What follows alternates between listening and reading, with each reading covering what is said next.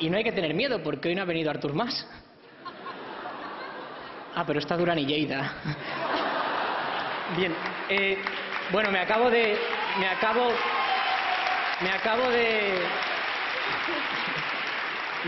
cerrar las puertas de TV3, pero tal y como la van a dejar...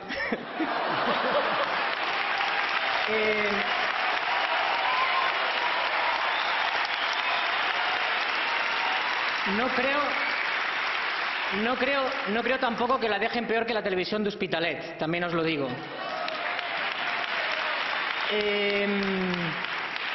Nada, mire, es que en nuestro programa, normalmente, ahora me ponen la música, que queda más épico. En nuestro programa reivindicamos cosas, y yo voy hoy aquí también a aprovechar para reivindicar. Por aquí hoy hay políticos, hay directivos de las cadenas, y me gustaría decir unas cositas, las voy a leer, como Rajoy. ¿Ha leído bien?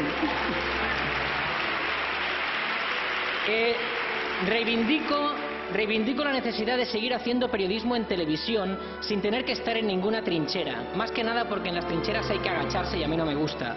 Reivindico que los que hacemos tele somos más que el dato de audiencia del día siguiente, del numerito, ese numerito que condiciona nuestro futuro y, lo que es peor, condiciona nuestro estado de ánimo.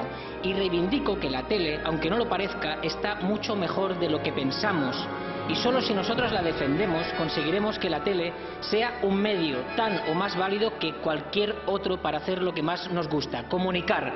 ¡Viva Salvados! ¡Visca Salvados! ¡Gora Salvados! Gracias a todos. Gracias.